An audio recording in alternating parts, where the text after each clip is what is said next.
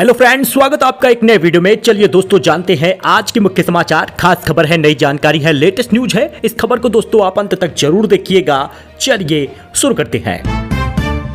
देखिए, cease fire का उल्लंघन हो गया है। ईरान का सऊदी ऑयल पाइपलाइन पर मिसाइल अटैक, इसे होर्मुज बाईपास करने के लिए बनाया था। लेबनान पर इजरायली हमले से 254 लोगों की जान गई है। ईरान ने सऊदी अरब की अहम ईस्ट वेस्ट ऑयल पाइपलाइन पर बुधवार को ड्रोन और मिसाइल से हमला किया है। यह पाइपलाइन होर्मुज स्ट्रेट को बाईपास करने के लिए बनाई गई थी। यह पाइपलाइन सऊदी अरब के लिए बहुत जरूरी है क्योंकि इसके जरिए देश के पूर्वी हिस्से में हर दिन करीब 70 लाख बैरल तेल यनबू पोर्ट तक पहुंचाया जाता है। इसके साथ ही देश की दूसरी ऑयल फैसिलिटी भी प्रभावित हुई है। आपको बता दें, इससे पहले अमेरिका ने कहा था कि अब हम ईरान पर हमला नहीं करेंगे। 2 हफ्ते का सीज फायर हुआ था, लेकिन अब उल्लंघन हुआ है ईरान की तरफ से भी, अमेरिका की तरफ से भी। मेरठ सहारनपुर में ओले की सफेद चादर बिछ गई। आज 44 जिलों में आंधी बारिश का अलर्ट है। यूपी में 24 घंटे में 200% से ज्यादा बारिश हुई है। जी हां, ये मौसम बारिश का नहीं है, ये मौसम भीषण गर्मी का है, लेकिन इस मौसम में फरवरी जैसा एहसास हो रहा है। जी हां दोस्तों, यूपी में आंधी बारिश और ओले का सिलसिला थम नहीं रहा। मौसम विभाग ने गुरुवार को भी प्रदेश के 44 जिलों में बारिश का अलर्ट जारी किया। 60 किलोमीटर की रफ्तार से तेज हवा चली है। शुक्रवार, शनिवार, रविवार को भी ऐसे ही हालात है। लखनऊ, वाराणसी में मौसम साफ है, ठंडी हवाएं चल रही है। 10 जिलों में छाए हुए हैं। अब मेरठ सहारनपुर में इतने ओले गिरे हैं कि सड़कों और खेतों पर सफेद चादर जैसे बिछ गई। जी हां, 24 घंटे में 30 जिलों में बारिश हुई है। वैसे तो आपको बता दें, गुरुवार को मौजूदा पश्चिमी विक्षोभ का असर खत्म हो जाएगा, लेकिन 11 अप्रैल से एक नया पश्चिमी विक्षोभ सक्रिय हो रहा है, जिससे तेज हवाओं के साथ बारिश होगी। 8 डिग्री तक तापमान कम होगा। 9 अप्रैल को कैसा रहेगा मौसम, ये देख लीजिए, कहां कहां पर ओलावृष्टि हो रही है। और 10 अप्रैल को देखिए कहां कहां पर आंधी तूफान आएगा। कोई जिला बच नहीं रहा। आप अपने जिले के नाम कमेंट करिएगा। बारिश और बिजली गिरने का भी अलर्ट है इन जिलों में, इसलिए सतर्क रहिएगा। आंधी बारिश से गेहूं दलहनी फसलों को भारी नुकसान हो रहा।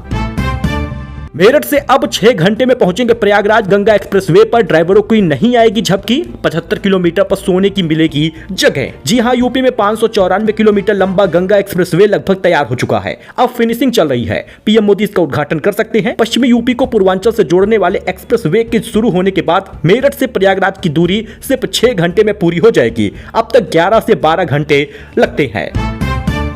पाकिस्तानी शेयर मार्केट में इतिहास की सबसे बड़ी तेजी देखी गई। अमेरिका ईरान सीज फायर के बाद मार्केट 14,000 अंक चढ़ गया। 9% बढ़कर 1,65,836 पर पहुंचा है। अमेरिका ईरान के बीच 2 हफ्ते में सीज फायर के ऐलान के बाद 8 अप्रैल बुधवार को पाकिस्तान के शेयर बाजार में 14,000 अंक की रिकॉर्ड तेजी देखी गई। कराची स्टॉक एक्सचेंज का बेंचमार्क इंडेक्स कराची 100 KSE यानी 14,162 अंक यानी लगभग 9.5% तक का बढ़ोतरी देखा गया। अब आपको बता दें, सीज फायर के बाद पाकिस्तान के बाजार में भयंकर तेजी आई है। इस बीच चांदी 13,000 रुपए दाम बढ़ गए, 2,44,000 पहुंच गया। सोना 3,000 रुपए महंगा हुआ है। इस साल 18,000 रुपए कीमत बढ़ी है। अमेरिका ईरान के बीच 2 सप्ताह की युद्ध विराम के बाद सोना चांदी के दाम में भारी बढ़ोतरी देखी गई, लेकिन आपको बता दें कि एक बार फिर से सीज फायर का उल्लंघन हो गया है और ऐसे में सोना चांदी के दाम एक बार फिर गिरेंगे। हालांकि 22 कैरेट, 24 कैरेट, 18 और 14 कैरेट का दाम आप स्क्रीन पर देख सकते हैं। ईरान से 7 साल बाद कच्चा तेल खरीद रहा है भारत। चीन जा रहा था, बीच रास्ते से लौटा है। इसी हफ्ते पूर्वी तट पर पहुंचेगा। मिडिल ईस्ट से जारी संघर्ष के बीच भारत ने 7 साल बाद ईरान से तेल खरीदना शुरू किया है। शिपिंग डेटा के मुताबिक जया नाम का टैंकर ईरानी क्रूड लेकर भारत के पूर्वी तट की ओर आ रहा था। वही प्रियंका चोपड़ा महेश बाबू की वाराणसी की कहानी लीक हो गई है। विलेन के मिशन पर टाइम ट्रेवल करेंगे महेश। इतिहास से 2027 तक का दिखेगा सफर। एसएस राजामौली के डायरेक्शन में बन रही फिल्म वाराणसी फिल्म का प्लॉट लीक हो गया है। प्रियंका चोपड़ा और महेश बाबू स्टारर इस फिल्म की कहानी टाइम ट्रेवल पर आधारित होगी। इसमें महेश बाबू एक शिव भक्त के रूप में किरदार में नजर आएंगे। विजुअल आप देख सकते हैं। फिल्म की कहानी का खुलासा किसी और ने नहीं, बल्कि इसमें विजुअल इफेक्ट का काम कर रही मशहूर कंपनी सिनेसेट ने किया है। आपको बता दें, यही कंपनी है जिसने स्पाइडरमैन नो वे होम जैसी हॉलीवुड फिल्मों में काम किया है। स्टूडियो ने अपने पोर्टफोलियो में राजामौली के इस प्रोजेक्ट को जोड़ा और एक शॉर्ट डिटेल शेयर की है, जिसमें फिल्म की कहानी मुख्य कड़ियां बताई गई हैं। शिव भक्त और प्राचीन रहस्य की कहानी बताई गई है। लीक हुई प्लॉट के मुताबिक महेश बाबू एक शिव भक्त रुद्र का किरदार निभाएंगे। एक ऐसी ब्रह्मांडीय वस्तु की तलाश में समय की यात्रा पर निकलते हैं जिसमें असीम शक्ति होती है। सदियों पुराने रहस्यों को सुलझाते हुए उन्हें एहसास होता है कि उन्हें जिस मिशन पर भेजा गया है उसके पीछे एक बड़ी साजिश है। जिस शक्ति ने उन्हें इस रास्ते पर भेजा है वह असल में दुनिया पर राज करना चाहती है। पृथ्वीराज सुकुमारन बन सकते हैं विलन जो कुंभ का रोल करेंगे।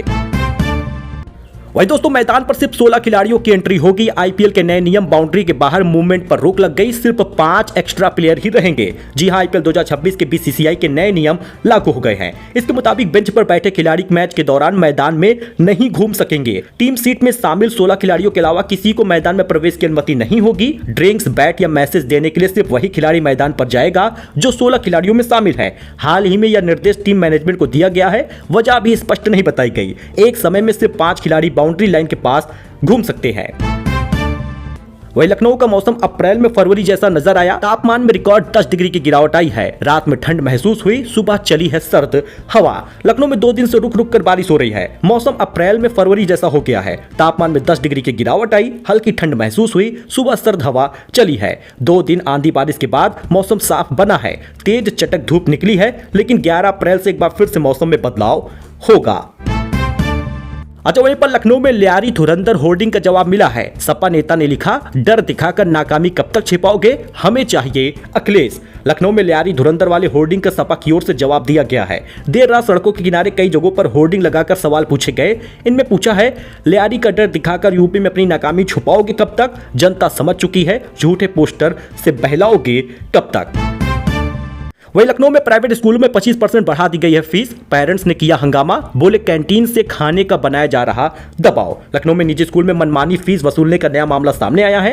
हालांकि फीस 25% तक का बढ़ाने का आरोप भी लगा है। नोटिस बोर्ड पर लगाना होगा कितनी है स्कूल की फीस। वाराणसी में मनमानी फीस वसूलने की शिकायत पर सख्ती आई है। DIOS ने 3 दिन का दिया है मौका।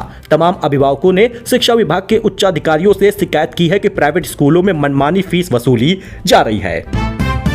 वहीं सुल्तानपुर में विधवा महिला से 5 लाख की ठगी हुई है। जौनपुर में आंगनवाड़ी में नौकरी का दिला रहे थे झांसा, 3 आरोपियों पर केस दर्ज हुआ है।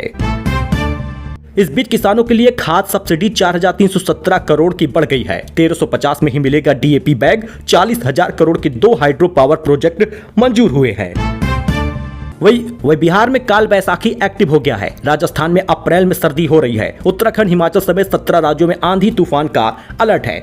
जरा विजुअल देखिएगा। सहारनपुर उत्तर प्रदेश, शिमला हिमाचल प्रदेश, केदारनाथ उत्तराखंड, हर जगह पर सिर्फ सफेद चादर दिख रही है। उत्तर भारत में एक्टिव 3 वेस्टर्न डिस्टर्बेंस से अप्रैल में भी सर्दी का एहसास हो रहा है। राजस्थान में पिछले 20 दिनों में बदले मौसम के कारण तापमान में 7 डिग्री की कमी आई है। अब ऐसे में लग रहा है कि मौसम की मार किसानों को ज्यादा झेलनी पड़ेगी। गेहूं दलहन की फसल बर्बाद हो रही है। हिमाचल प्रदेश में सेब के बगीचे में भी इसका असर देखने को मिला। आपको बता दें, आप स्क्रीन पर देख सकते हैं किस प्रकार का फिलहाल मौसम है।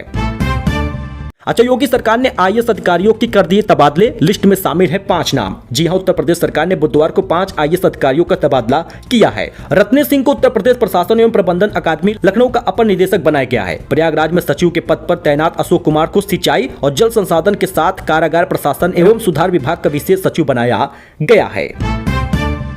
दोस्तों, 30 दिन तक प्रीपेड स्मार्ट मीटर रिचार्ज न होने पर बंद हो जाएगा कनेक्शन। मीटर भी उखाड़ लेगा विभाग।